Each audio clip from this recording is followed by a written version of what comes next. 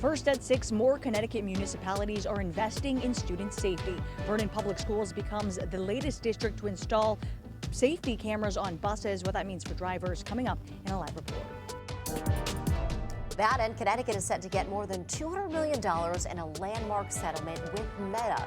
We're going to share what programs those funds will help support. Traffic enforcement and license plate reading technology could be getting put on hold until Toledo and Milford with the latest developments from the city's staff.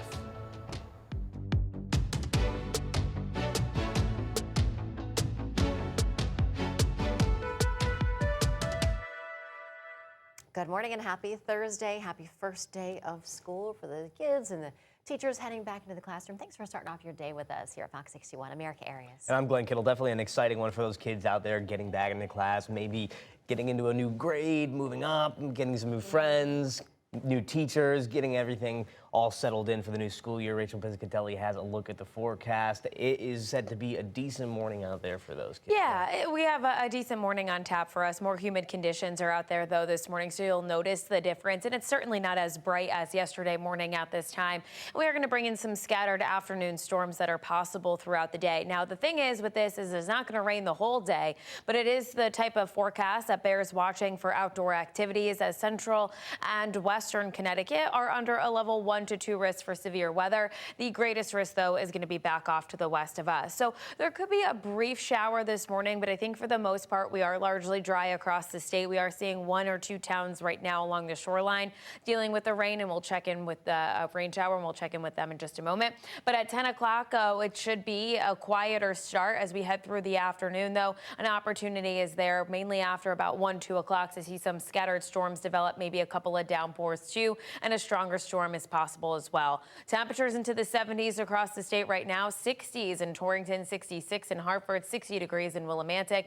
Playing out today, it's mostly cloudy this morning. By the afternoon, by lunchtime, while again, we should be largely dry, hit or miss shower activity is possible right around lunchtime. And then for after school plans, there is a chance for some scattered storms too. Mostly cloudy skies. Otherwise, temperatures around 80 degrees, some sunny breaks. It turns a little bit breezy for the back half of the day too. Could see potential gusts closer to 20 to 25. So for today, 83 in Hartford, 81 in New Haven, southeastern Connecticut, mid to upper 70s. Towards the quiet corner, around 80 degrees. Windham at 80 as well. 69 degrees in the morning tomorrow, so it is a muggier start on Friday.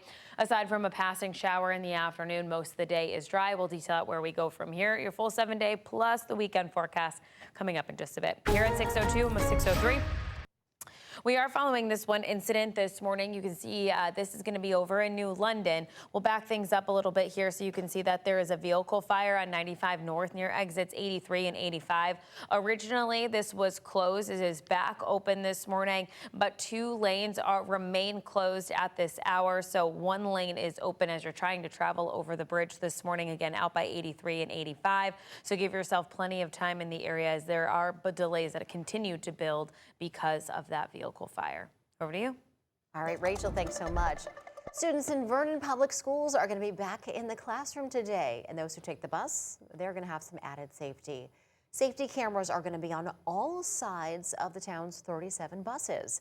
Fox 61's Aaron Coogan is live outside Rockville High School right now. Aaron, those cameras are going to be rolling out today, and this really was from a need, right? Authorities were saying that there was a huge uptick in people not following the traffic rules with buses.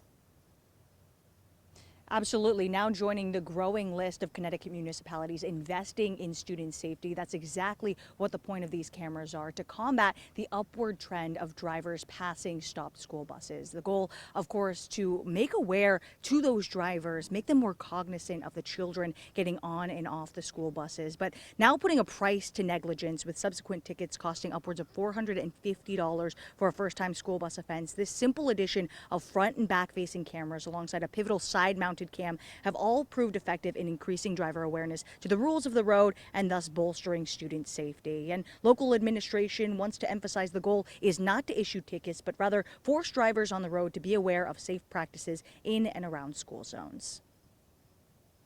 This isn't just a safety recommendation, it is clearly the law. There are significant penalties for ignoring it. The first offense for passing a stopped school bus carries a $475 fine.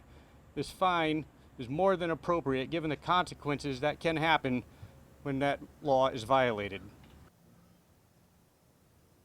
And with the start of school today, we enter the 30-day warning period for those that violate any of those safe practices around school buses. Then after those 30 days in October, we will see those warnings transform into tickets. We're live in Vernon. Aaron Coogan, Fox 61. Aaron, thank you. It's also the first day of school for students and teachers in Plainfield, just hours before the first day. DATCO and its bus drivers have reached a deal to avoid a potential strike. The district said there had been no formal announcement of a strike, but a transportation disruption was possible. Parents said the school superintendent communicated with them about the situation. Candace Fournier said she appreciated the district for keeping families informed. The superintendent did a great job. He kept us in the know. Starting about 2-3 days ago, we'd get emails every night, and he let us know. It was great. It was just a relief. It was a relief to know that after school, she'd be able to get the bus home in the morning. She can get the bus there. Plainfield Public Schools says full transportation services will run as scheduled today. And it's also the first day of school for several other towns. That includes Avon, Berlin, Bridgeport, Madison, and Windham schools. We hope everyone has a great first day back at school. And as your kids head back to school, make sure you take those first day of school pictures. And we would love to see them. If you want to share them with us, that would be fantastic. You can email them to us at share61@fox61.com. And if you don't mind, don't forget to include your city or town and who's going back to school. We'd love to give them a shout out throughout the morning. We're going to be airing them here on Fox 61.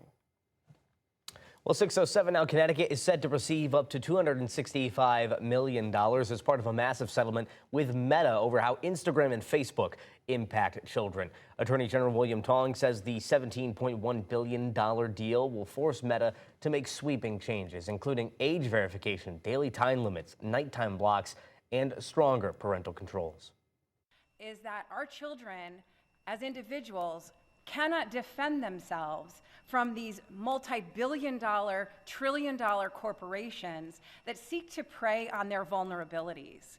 And we, as a community, cannot allow that to continue to happen.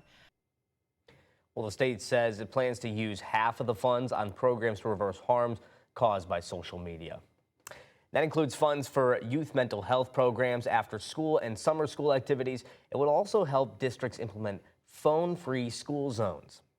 Meanwhile, camera surveillance is top of mind for many in Milford. There's a special meeting of the Board of Alderpersons tonight to discuss the issue. And as Fox 61's Tim Latow explains, the mayor has listened to the people about their privacy concerns. In an effort to give city leaders more time to review how the technology is used, Milford's mayor is requesting alderpersons to suspend the use of traffic enforcement cameras and to restrict the use of license plate readers. We need to maintain our freedom, especially in these days, and it's just not worth the potential benefit that good old-fashioned police work could handle. Andrew Rice would rather take his chances and forgo new policing technology. He and many others have contributed to the pushback since Milford rolled out new traffic enforcement cameras to aid law enforcement in May. Now Mayor Richard Smith is urging the Board of Aldermen to vote to enact a resolution that would suspend all traffic enforcement cameras and to restrict license plate readers to the city limits. Smith wants a more thorough review of the technology before allowing it to continue to be used. He's proposed the creation of a committee for that. In terms of whether we terminate the contract, it's going to come through the Board of Aldermen. The board will vote on whether to adopt any elements of Smith's resolution. They could even choose to terminate the city's contract with technology company Ultimate, which manages the cameras. Smith is accused of the cameras of defects, including errors in the locations and hours of enforcement, fines, recurring violations, and citations with leased and rented vehicles. District 1 Alderman Win Smith III believes the mayor's resolution is incomplete. He proposed a resolution himself earlier this month that included returning collected fines to taxpayers. If we're going to suspend or get rid of the speed camera program, I think we should reimburse the fines that have gone out to the residents. We reached out to the tech company Ultimate for an interview. They replied with information addressing privacy concerns. It explains lawful drivers are never recorded. A designated municipal officer or employee must approve every citation before it's issued, and data is destroyed within 30 days of fine payment. Smith was elected in November 2025, and says he's now working to solve a problem he didn't create. I wasn't mayor. I inherited this. Sarah Wood has lived in Milford for 8 years. She wants law enforcement to have the means to prevent crime, but believes there's a way it can be done while also tethering down information. If we're going to have cameras, which I understand the need, it's 2026, I understand closed circuit, have it within Milford so that Milford's data stays within Milford. And the special meeting for the Board of Alderpersons is scheduled for Thursday evening at 7 o'clock. In Milford, Tim Lateau, Fox 61. 6:10 right now, the Office of the Inspector General released its initial report into the deadly shooting in Newington on Friday. That involved one police officer from Hartford and one from Rocky Hill. Both officers are recovering from their injuries. Fox 61's Brent Harden shows us some of the body camera footage from that day. But first, we do have a warning for you. You might find some of it disturbing. It all started late Friday night when officers responded to a report of a man threatening to shoot someone in Hartford. Hartford officer Alexander Diaz approached the suspect, now identified as Hector Perez. The report says that's when Perez got into a car and took off.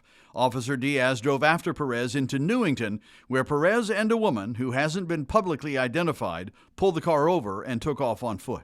That's when Rocky Hill officer John Escobar joined Officer Diaz in running after Perez. Investigators say during that pursuit, Perez fired at the officers and they fired back. Escobar and Diaz were both hit. I'm hit! I'm hit!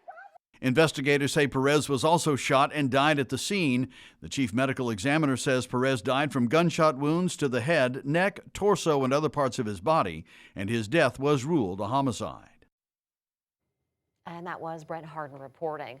Officials say they recovered a small semi-automatic pistol at the scene near Perez's body. Now the Inspector General is working to determine whether officers Escobar and Diaz were justified in the shooting. In your international news, more than 1,300 people are missing in Nepal and Tibet. It comes after massive floods caused by torrential rain and a mudslide after a glacial collapse. At least 168 people are dead and hundreds of people in the Himalayan region are displaced. Well, coming up, Ring is adding a new layer of privacy. How new encryption could keep your security footage out of reach. Also ahead, Uber adding another layer of safety for teen riders. How parents can see what's happening during the trip. And a road is closed in Glastonbury. There you can see crews working on the scene because of a tree down and wires down. This is impacting Manchester Road, which is closed between Hebron Avenue and Shady Hill Lane. Drivers are asked to avoid the area.